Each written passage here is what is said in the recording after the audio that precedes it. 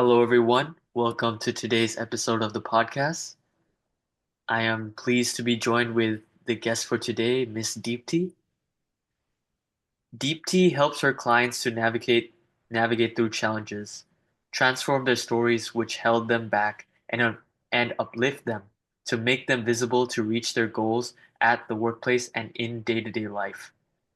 As a ICF certified coach, Deepti has more than 15 years of work experience in coaching and international development. She developed an online course, Visibility Maximizer, and also conducted workshops to get her participants hands-on experience to access practical solutions to their day-to-day problems. Along with this, she provides individual and group coaching sessions to her clients to bring forward their true self, which they have been waiting to meet to thrive in their life. She has also been part of the Capital Toastmasters as the past president and VP Education. I'm pleased to be joined with her on today's episode of the podcast. So without further ado, let's get into it. Deepti, how are you today? I'm very well. Thanks so much for having me here. It's my absolute pleasure to be able to talk to you and have this podcast done together. Thanks a lot. Thank you so much for your time on today's episode of the podcast. We are pleased to have you here. So would you mind sharing your background and what you do to the audience? Sure, no problem at all. So yeah, I started my work as disaster response professional. I was working in the earthquake response in Gujarat, as in India, as well as in Indonesia. And after the tsunami and earthquake, which happened in 2004, I was working with United Nations there. And while I was working there, it was pretty fulfilling, really serving people and specifically after a calamity. While I was doing that, I also happened to live in China, in Myanmar, and working with few other international NGOs there to support different kind of recovery and capacity building projects. Capacity building is basically you help people to find different skills and uplift themselves and be able to do something better with their life. Having done that, I got a contract to coach people, and I've been working as project manager and have trained many people.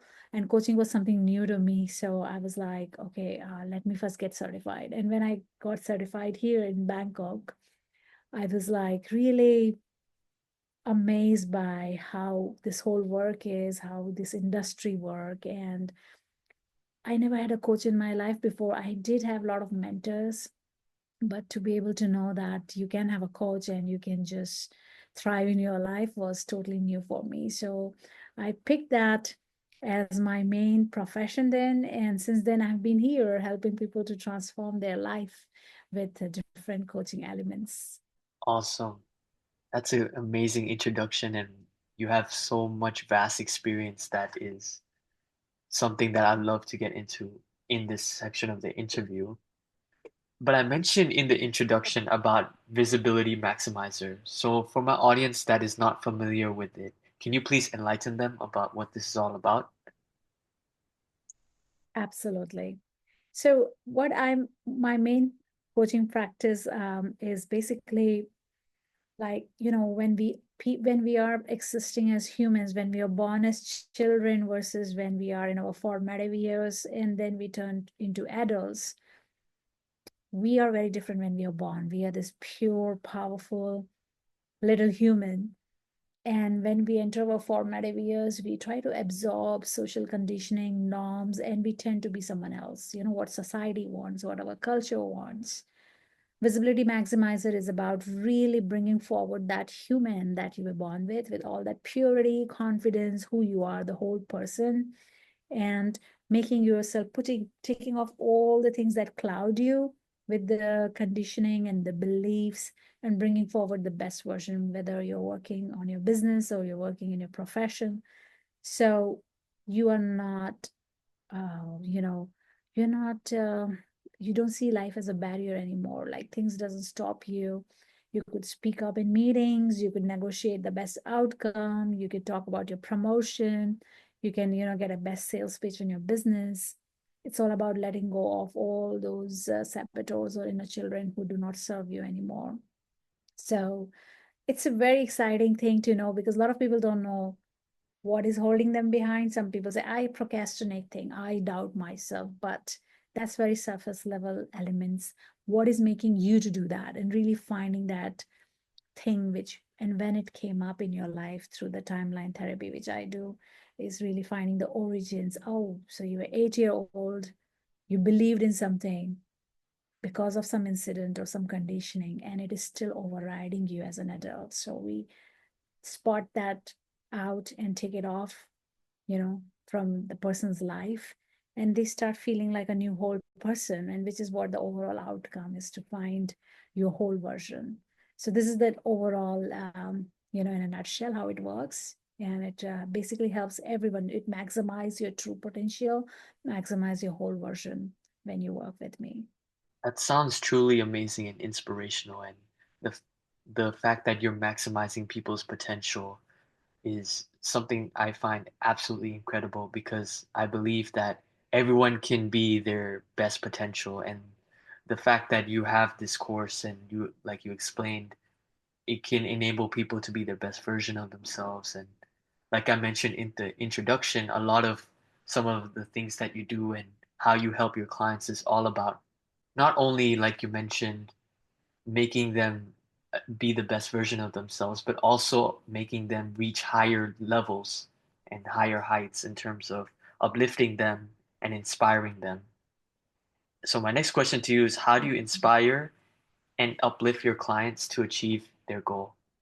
Well, as in coaching, it's basically, they are themselves the driving force. So my job is to ask powerful questions to them, and they find answer themselves, because answers are there with everyone. It's within. So the idea is here to give them safe space and presence and the right questions. When they find their own answers, they get inspired, because they're like, oh, I was stuck with that belief and that's not true. And that brings true inspiration to themselves, and they get more motivated. It's like, oh, the way I was functioning, it was a set of patterns, and they're not no longer serving me for these reasons. That kind of awareness come to them. And this is it. And they basically inspire and motivate themselves. I'm just a driving force with, right techniques. That's all. So also I mentioned in the introduction, you do individual sessions and group sessions. Who would Yes. benefit most from an individual coaching session compared to group coaching, and what are the key advantages for each? Right. So I feel like, if you are peers, if you're a group of people and you have common goals that you want to achieve, group coaching is best.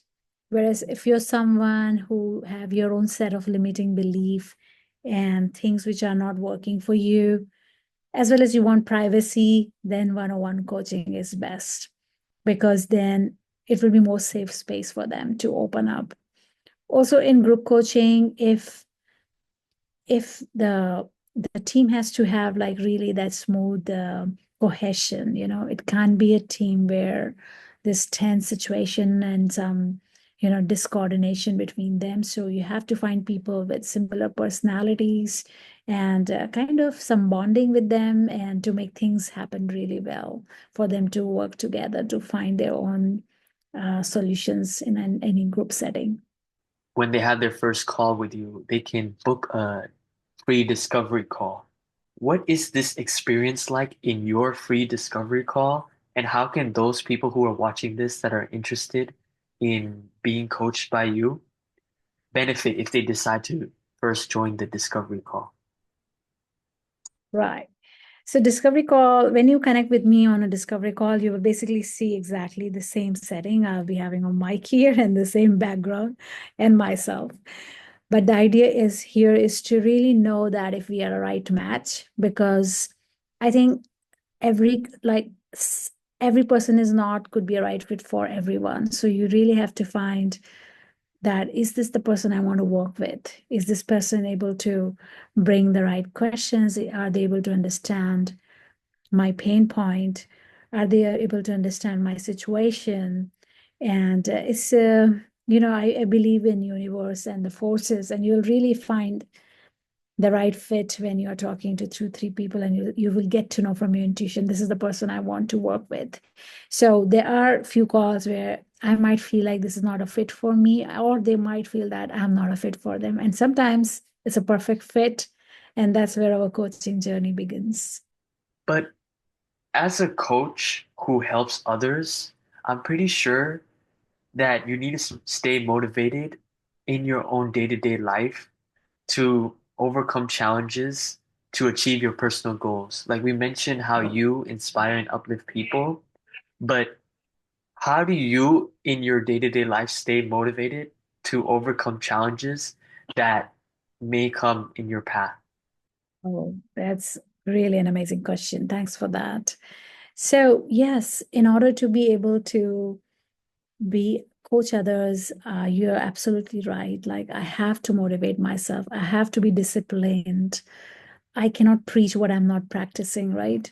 Or I can't even come up with those questions, then powerful questions, when I'm also not practicing them in my life. So to stay motivated, I have my own goals. I have my goals in my personal life with my family. I have goals for myself, for my health, how fit I want to be. I have goals for myself as a coach, like what I want to do in next 5 years, and how I can, take my whole program to a next level. I have goal for myself, like my personal goal. How do I want to keep improving in my life, and how much I want to mingle with people outside, learn from them, network, see my friends, and socially bond, things like that. So, of course, in order to stay motivated, I have to have a calendar for myself, and make sure that I'm not only filling other people's cup, but first filling my own cup, my own needs, my own development, my own growth. Then only I will be able to help others. On the topic of goal setting and overcoming challenges and staying motivated, for someone who's watching this, do you have any tips that you would like to share to them to stay motivated to um, reach their goals, whether, like you mentioned, for you in different parts of your life, but is there like a general tip or like a few tips you can share so that they are able to stay motivated and go towards their goal and strive towards it? Yes, absolutely. I feel like goal setting, if you Google, there are so many tools. There are smart goals and the framework, how you could be doing, everything in terms of the framework works. But I believe before going on to the technical side of those frameworks, when it comes to goals, most important thing is to first of all be sure that are those the goals you want to do it? Is it coming from inside, or are you trying to do it because it's a need from external world? So really have that alignment of what you want, who you are, how do you want to show up, what is your identity versus your goals, because you cannot have be having a different identity and different goals. It will be a mismatch. I'll give you an example. Like, if my goal is to be a coach and have amazing coaching sessions and uplift people's life, then my goal setting should be not only working from frameworks and the technical side, but also being able to be myself at my best version. So when making sure my goals are achieved, when I'm making sure that I'm truly aligned with my whole self, I'm not triggered by my own saboteurs or limited beliefs or environment, then I will be in my best version to work on my goals. So how do we do that? Like, I feel like a lot of time when people do goal setting, they're still living their life in a survival mode. They're just reacting to life. Oh, another goal set. I have to do it because I said that. It's not coming from really intrinsic motivation. It's not coming from a holistic direction. So idea here is to understand that it's okay. Everyone start at a survival mode when even when it comes to goal setting or progress, but to be aware of the transition that you're going to make and celebrate those little wins, like small things coming up that is showing that you're making little progress and you're moving to your thriving mode when it comes to reaching your goals. They are the signs. And be consistent, which is a very simple word we all hear day to day, but showing up, being consistent, believing in those goals, they are the most important. Like they are the spine of your goal setting. If you set something and you truly believe in that and you stick to that, nothing is going to stop you.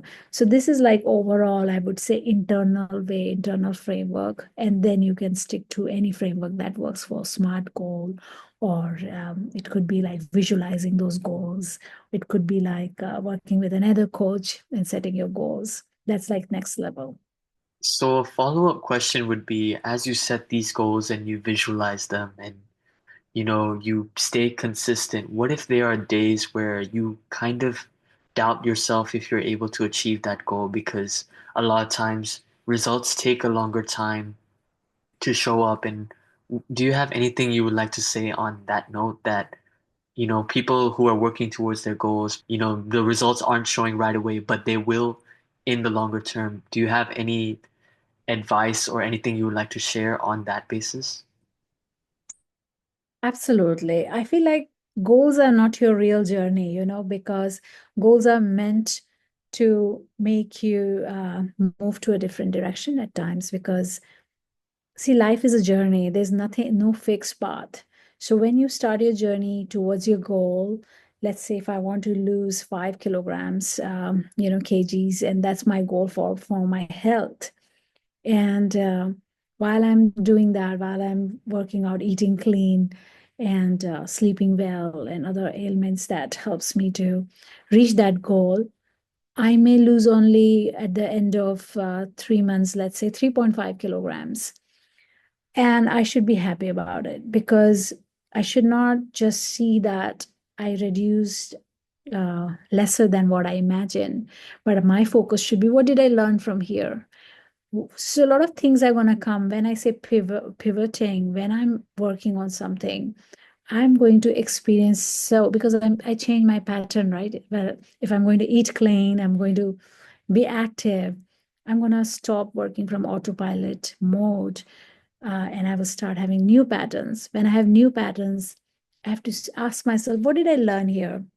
By losing 3.5 kilogram, what did I learn here? So what I learned is not that I'm a failure, that I did not do 5 kilograms as I wanted to, but it's about knowing the reality that in this amount of time and conditions in my life, 3.5 is a very organic way of achieving, and I'm happy about it.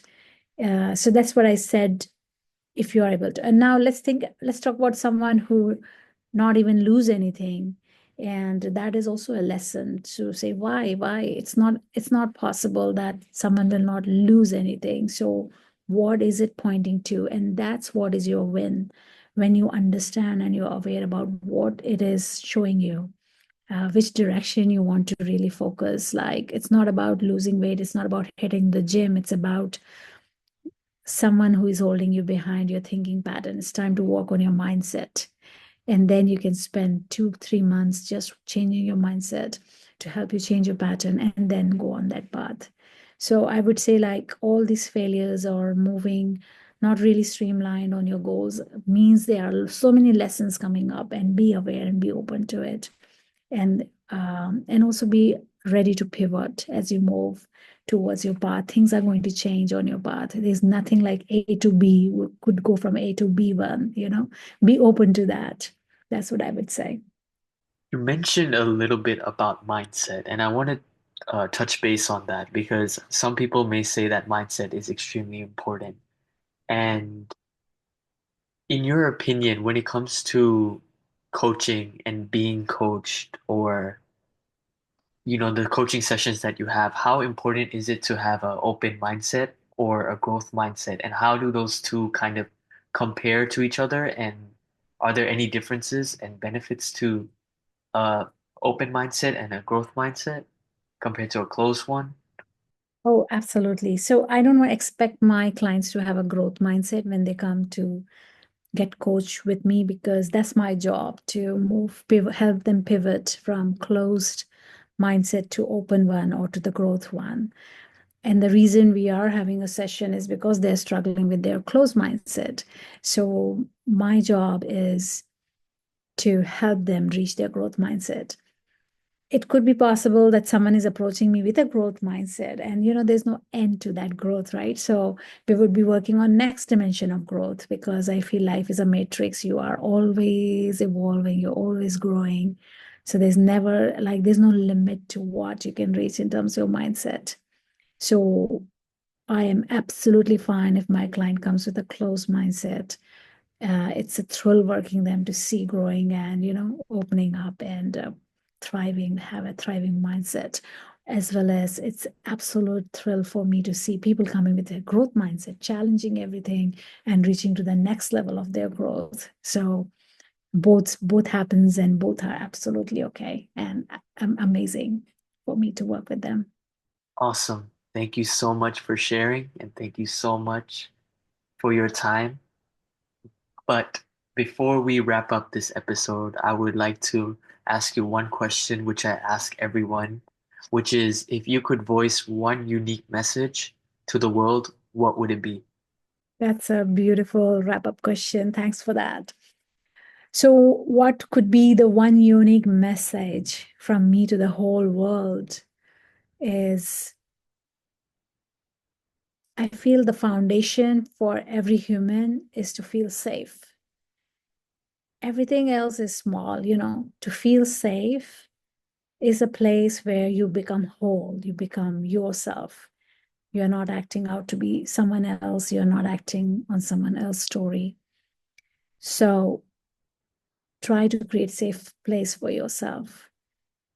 That doesn't mean I'm talking about a safe house only or something with lock and keys, but really believing in yourself, really knowing who you are and celebrating your identity, celebrating yourself, your unique self, and not living your life from survival mode. Because when we are in survival mode, we are just reacting life. We are like we are not the actual actors. We are not the creator of our life.